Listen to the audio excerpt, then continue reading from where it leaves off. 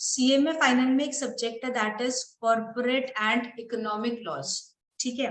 और ये हमारा जो सब्जेक्ट है that is divided into two parts, part A and part B. Part A is for 60 marks and part B is for 40 marks. Part A में हमें क्या क्या पढ़ना होता है? First is companies act 2013,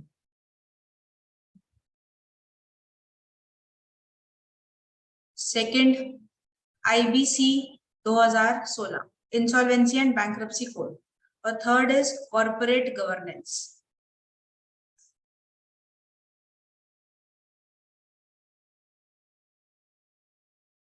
part A में सिर्फ 3 चीजें पढ़नी है। कंपनीज एक्ट आएगा मेरा 40 मार्क्स का, आईबीसी 10 मार्क्स का, और कॉर्पोरेट गवर्नेंस 10 मार्क्स का, ठीक है। और पार्ट बी में बहुत सारे चैप्टर्स है। फर्स्ट सेबी रेगुलेशंस, सेबी की बहुत सारी regulations, LODR, ICDR, SEBI act, SCR है, ये सारी चीजें इसके अंदर आएंगी। Second competition act 2002, third FEMA 1999, fourth laws relating to banking sector,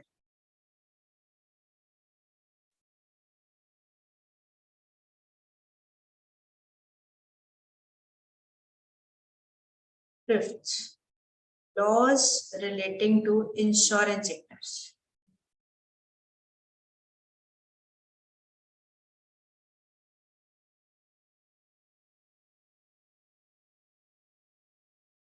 next is MSME, seventh cyber security,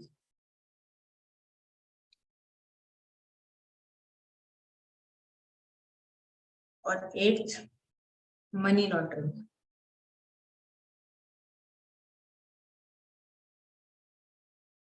ठीक है, अब इसके मार्क्स देख लेते हैं। सेबी रेगुलेशंस आएंगी इस पर 10 मार्क्स, कंपटीशन एक्ट 5 मार्क्स, बाकी सारे चैप्टर 5 मार्क्स के।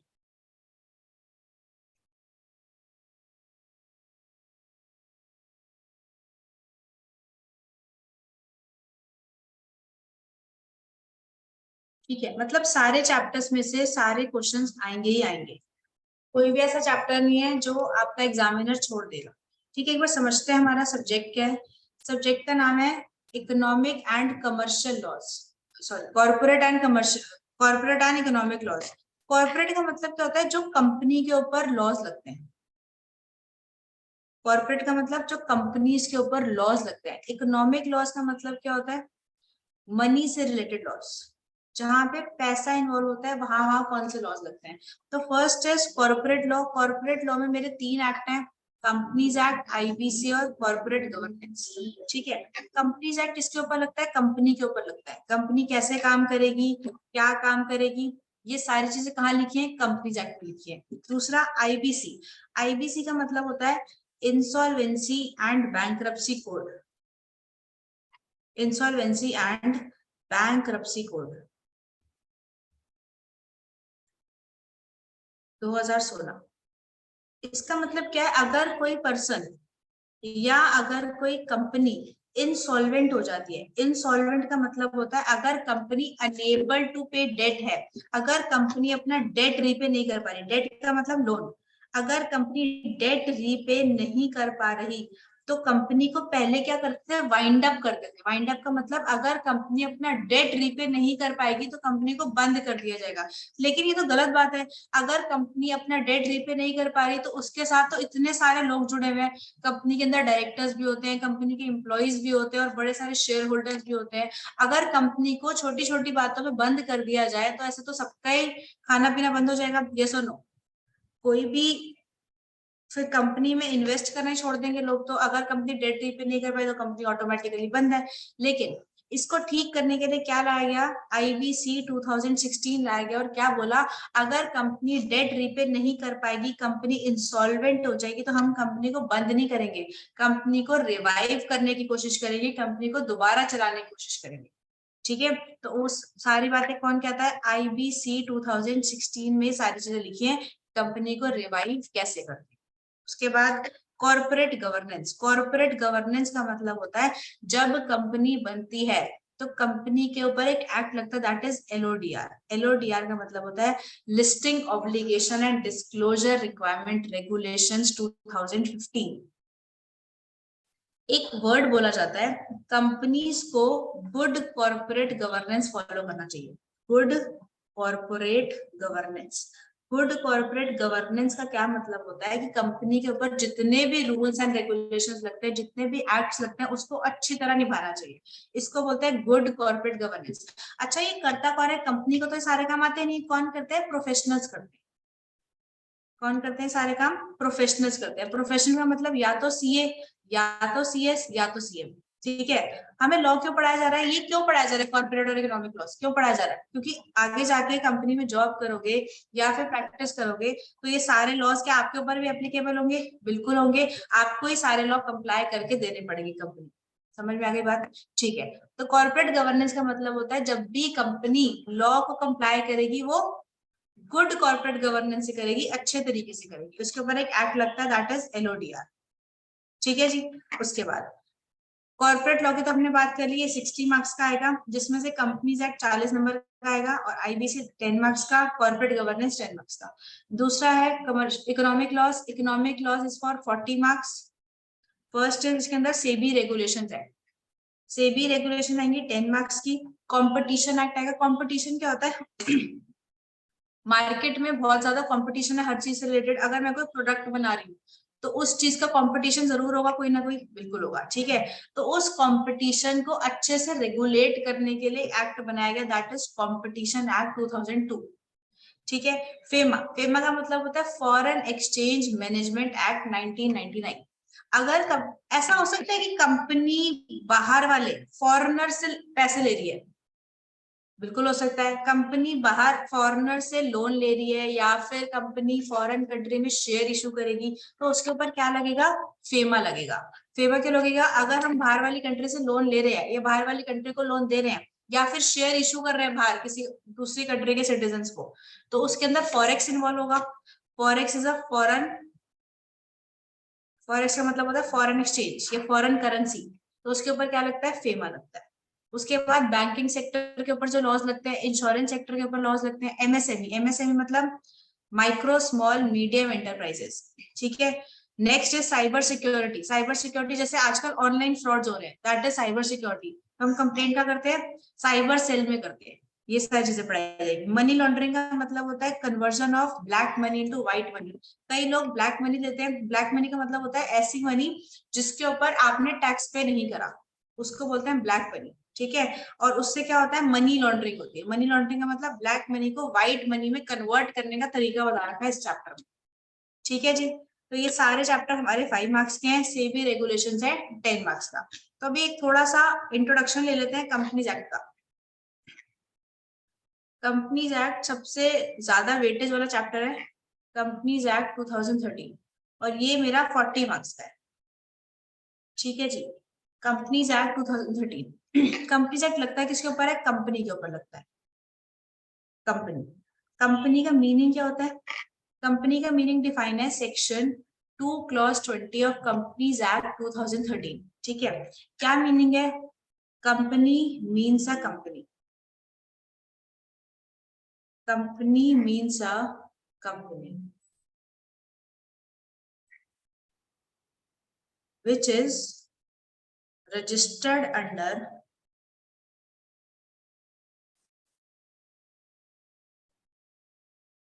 Companies Act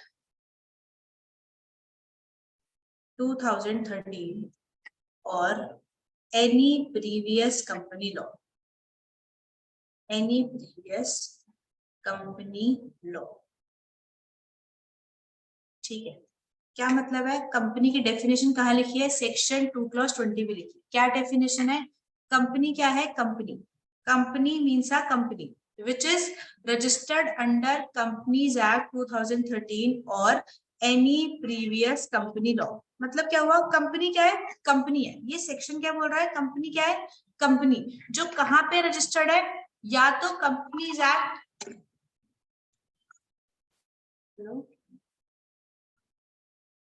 अच्छा, कंपनी की डेफिनेशन कहाँ पे लिखी हुई है? सेक्शन 2+20 में लिखी हुई है ऑफ कंपनीज एक्ट 2013। ठीक है, क्या डेफिनेशन है? Company means a company which is registered under companies act 2013 और एनी प्रीवियस कंपनी लॉ। मतलब क्या हुआ इसका? कंपनी क्या है? कंपनी है। कंपनी क्या है? Company which is registered under companies act 2013 और एनी प्रीवियस कंपनी लॉ। अच्छा, कंपनीज एक्ट 2013 से पहले भी कोई लॉ था? That is companies act 1956। इससे पहले भी था 1913, इससे पहले भी होगा, एक्सेट्रा एक्सेट्रा। ठीक है, तो फिर एक बार दोबारा देखते हैं डेफिनेशन क्या है। Company means a company, company क्या होती है? कंपनी होती है जो रजिस्टर्ड है अंडर कंपनीज एक्ट 2013 और एनी प्रीवियस कंपनी लॉ। अच्छा, इस कंपनी का क्या मतलब है? इस कंपनी का मतलब है association of persons. Association of person, association of person मतलब कुछ लोग, 2, 3, 4, 5, 10, 15 लोग मिलकर कंपनी बनाना चाहते हैं। तो कंपनी बनाने के लिए उनको रजिस्ट्रेशन कराना पड़ेगा। कहाँ पे रजिस्ट्रेशन कराना पड़ेगा? कंपनीज एक्ट में रजिस्ट्रेशन कराना पड़ेगा। फॉर एग्जाम्पल, अगर ये दो फ्रेंड्स है, ठीक है, ए और बी दो फ्रेंड्स है, अगर ये कंपनी बनाना चाहते हैं तो इनको क्या करना है? रजिस्ट्रेशन लेना है। ऊपर पढ़ा ना हमने, क्या लेना है? रजिस्ट्रेशन लेना है। कहाँ पे रजिस्ट्रेशन लेना है? कंपनीज एक्ट 2013 में रजिस्ट्रेशन लेना है। ठीक है, तो अगर आपको कंपनी बनानी है तो सबसे पहले आपको आरओसी के पास जाना पड़ेगा। आरओसी का मतलब होता है registrar of companies, registrar of companies. ROC के पास सबसे पहले एप्लीकेशन लगानी पड़ेगी। एप्लीकेशन लगानी पड़ेगी in form spice plus INC 32, ये फॉर्म नंबर है। अगर आप कंपनी बनाना चाहते हो तो सबसे पहले एप्लीकेशन लगाओगे आरओसी को in form spice plus INC 32। फिर आरओसी इस एप्लीकेशन को चेक करेगा, अगर उसको एप्लीकेशन में सब कुछ ठीक लगा तो आपको वो सर्टिफिकेट ऑफ इनकॉर्पोरेशन दे देगा। क्या देगा? Certificate of incorporation, certificate of incorporation. और ये मिलेगा आपको INC 11 में, INC 11। ठीक है, जिस दिन इसको सर्टिफिकेट ऑफ इनकॉर्पोरेशन मिल गया उस दिन ये कंपनी रजिस्टर्ड मान ली जाएगी और ये क्या बन जाएगी? सेपरेट लीगल एंटिटी बन जाएगी। Separate legal entity plus artificial person. ठीक है, अब ये क्या होता है separate legal entity artificial person? अभी थोड़ी देर में इसके बारे में बातें करेंगे, लेकिन सबसे पहले देखते हैं, फिर से आते हैं डेफिनेशन पे कंपनी की। कंपनी का मतलब क्या होता है? सबसे पहले कहाँ डिफाइन है? ये सेक्शन 2+20 में डिफाइन है ऑफ द कंपनीज एक्ट 2013।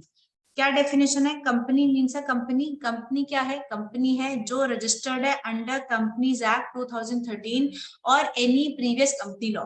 अच्छा, एक बार ना सोच के देखते हैं कि ये एनी प्रीवियस कंपनी लॉ वाली लाइन है ही नहीं।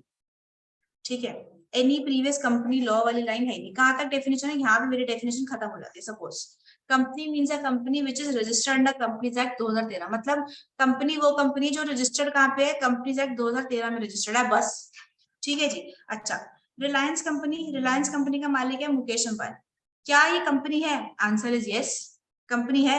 ये कहाँ पे रजिस्टर्ड है? कंपनीज एक्ट 2013 में रजिस्टर्ड है? नहीं। क्या ये पहले से रजिस्टर्ड है? यस। अच्छा, अब ये एक्ट कब आया? कंपनीज एक्ट 2013 में आया। इसमें क्या डेफिनेशन लिखी है? कंपनी वो कंपनी है जो कहाँ रजिस्टर्ड है? कंपनीज एक्ट 2013 में रजिस्टर्ड है। अगर यहीं तक डेफिनेशन खत्म कर दी जाए तो आज की डेट में रिलायंस कंपनी नहीं रहेगी। टाटा, क्या टाटा 2013 में बनी है? नहीं, ये तो बहुत पहले से बनी हुई है। तो अगर यहीं तक डेफिनेशन रही मेरी तो वो भी कंपनी नहीं होगी फिर। ठीक है, तो इसलिए लाइन डाली और any previous company law. Company वो है या तो 2013 में बना लो या फिर उससे पहले किसी भी एक्ट में बना रखी है तो वो भी कंपनी मानी जाएगी। सिंपल है, कंपनी की डेफिनेशन हो गई खत्म। ठीक है जी। अब कंपनीज 3 टाइप्स की हो सकती है।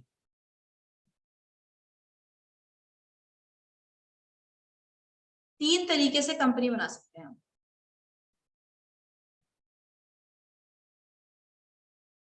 First is private company, second is public company, और थर्ड ओपीसी। ओपीसी का मतलब होता है 1% कंपनी। प्राइवेट कंपनी क्या होता है? व्हेन टू और मोर पर्सन्स मिलकर कंपनी बनाते हैं, उसको प्राइवेट कंपनी बोलते हैं।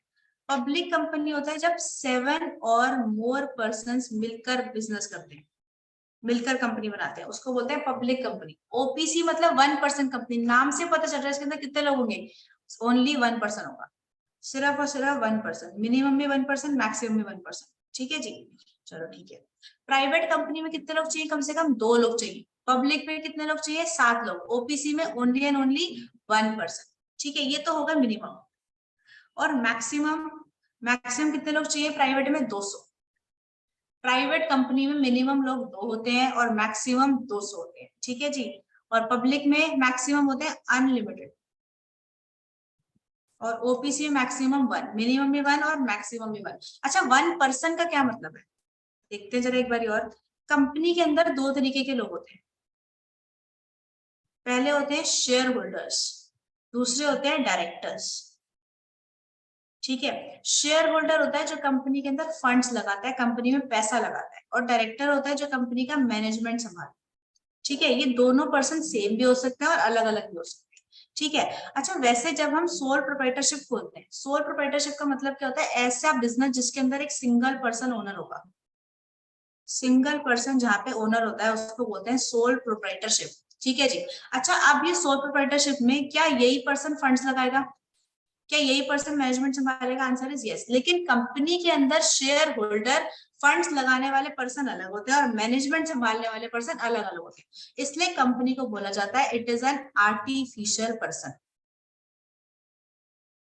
Artificial person. और इसको बोला जाता है separate legal entity.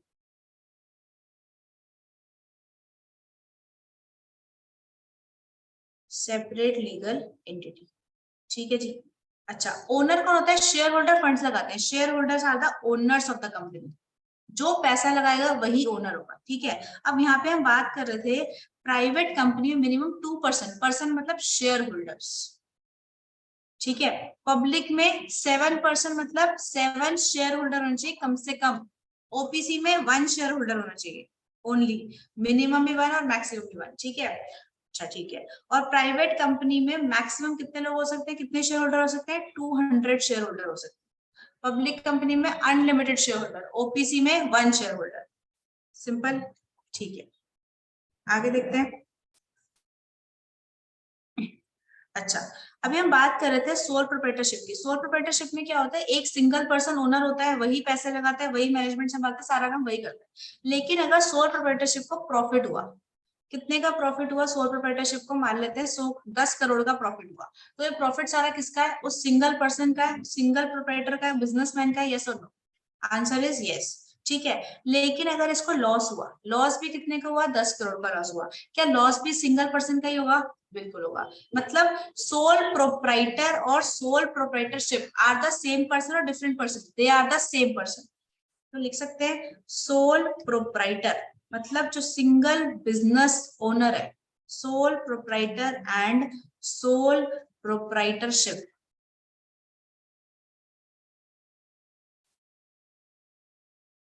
Are the same person. दोनों के दोनों सेम पर्सन होते हैं। ठीक है जी। अगर इस पर्सन की, सिंगल ओनर की डेथ हो जाती है तो इसकी सोल प्रोप्राइटरशिप भी ऑटोमेटिकली खत्म हो जाएगी। ठीक है। एक दूसरा फॉर्म होता है बिजनेस करने का, दैट इज पार्टनरशिप। पार्टनरशिप में क्या होता है? बड़े सारे पार्टनर्स होते हैं, 2 और मोर पार्टनर्स मिलकर बिजनेस करते हैं। ठीक है। अच्छा, अगर इस पार्टनरशिप फर्म को 10 करोड़ का प्रॉफिट हुआ तो क्या सारा का सारा प्रॉफिट डिस्ट्रीब्यूट होगा अमंग द पार्टनर्स? बिल्कुल होगा। ठीक है जी। अगर इसको लॉस हो जाता है तो क्या लॉस भी बियर करना पड़ेगा सारे पार्टनर्स को? यस और नो? बिल्कुल करना पड़ेगा। ठीक है। तो मतलब अगर पार्टनरशिप में लॉस हो जाता है, मान लेते हैं 10 लाख रुपए का लॉस हो गया पार्टनरशिप फर्म को, तो कौन बियर करेगा? ए बी सी 3 पार्टनर है, तीनों के तीनों बियर करेंगे। ठीक है। अब इन्होंने क्या करा? लॉस हुआ 10 लाख का, तो 5 लाख रुपए के इन तीनों ने पे कर दिए मिलके। अभी तो 5 लाख रुपए का लॉस बचा हुआ है। अब ये 5 लाख का लॉस कहाँ से लेकर आएंगे? अपने घर से पैसे लेकर आएंगे, जो मर्जी करो, लेकिन आपको 10 लाख रुपए पूरे के पूरे पे करने पड़ेंगे। ठीक है, सोल प्रोप्राइटरशिप में भी सेम होता है। लॉस होगा तो आपको सारा का सारा बियर करना पड़ेगा, चाहे जहां से मर्जी पैसे लाओ। ठीक है, पार्टनरशिप में भी अगर लॉस होगा तो आपको ही सारा बियर करना पड़ेगा। तो कह सकते हैं कि पार्टनरशिप में अनलिमिटेड लायबिलिटी होती है। अनलिमिटेड लायबिलिटी, जितनी भी लायबिलिटी होती है सारी की सारी पार्टनर्स को पे करनी पड़ती है। और सोल प्रोप्राइटरशिप में भी अनलिमिटेड लायबिलिटी होती है, यस और नो? इसमें भी अनलिमिटेड लायबिलिटी है, जितनी भी लायबिलिटी होगी सारी की सारी सोल प्रोप्राइटर को पे करनी पड़ेगी, है ना। लेकिन कंपनी, थर्ड तरीका है बिजनेस करने का, दैट इज कंपनी। कंपनी में दो लोग होते हैं, पहला होता है शेयर होल्डर, दूसरा होता है डायरेक्टर। ठीक है, शेयर होल्डर क्या करते हैं? फंड्स लगाते हैं, दे आर द ओनर्स। और ये क्या करते हैं? फंड्स लगाते हैं। फंड्स लगाते हैं मतलब शेयर परचेज करते हैं। फंड्स लगाने का क्या मतलब है? ये कंपनी के शेयर परचेज करेंगे। ठीक है, अच्छा, इन्होंने, एक पर्सन है राम, इसने एक कंपनी के एक्स लिमिटेड के शेयर परचेज करे, और एक्स लिमिटेड का इसने एक शेयर परचेज करा, ओनली वन शेयर परचेज करा, और शेयर की कीमत है 10 रुपए, सिर्फ 10 रुपए, जिसमें से इसने 6 रुपए कंपनी को दे दिए। कितने बच गए? 4 रुपए देने भी बाकी है। कॉल मनी कंपनी मंगाती है ना, सबसे पहले एप्लीकेशन मनी, फिर अलॉटमेंट मनी, फिर फर्स्ट कॉल, सेकेंड कॉल, ये सब चीजें। ठीक है, तो अब क्या हो गया? कंपनी को इसने 6 रुपए दे दिए, 4 रुपए बचे हुए हैं सिर्फ। ठीक है, अब 4 रुपए भी कंपनी ने राम से मंगाए नहीं है। अब कंपनी को लॉस हो गया, कंपनी को लॉस हो गया 10 करोड़ रुपए का। तो मेरा क्वेश्चन ये है कि कंपनी एक्स लिमिटेड राम से कितने पैसे मंगा सकती है? क्या राम से 10 रुपए मंगा सकती है? क्या आराम से 6 रुपए मंगा सकती है, या 4 रुपए मंगा सकती है, 10 करोड़ मंगा सकती है? कितने पैसे मंगा सकती है? कितने पैसे मंगा सकती है? राम की लायबिलिटी कितनी है पे करने की? 4 रुपए। तो कंपनी राम से सिर्फ और सिर्फ 4 रुपए मंगा सकती है, इससे ज्यादा नहीं मंगा सकती, 1 रुपए भी ज्यादा नहीं मंगा सकती। क्यों? क्योंकि कंपनी में शेयर होल्डर्स की जो लायबिलिटी होती है दैट इज लिमिटेड। लायबिलिटी होती है लिमिटेड। कितनी लिमिटेड होती है? जितने के आपने शेयर खरीदे हैं सिर्फ आपको उतने ही पैसे देने हैं, उसके अलावा बिल्कुल पैसे आपको देने की जरूरत नहीं होती है। ठीक है जी, तो कंपनी में लिमिटेड लायबिलिटी होती है। कंपनी बनाने का फायदा है, सोल प्रोप्राइटरशिप बनाओगे, पार्टनरशिप बनाओगे, तो उसके अंदर तो यार अनलिमिटेड लायबिलिटी होती है, जितना भी लॉस होगा सारा आपको ही देना पड़ेगा।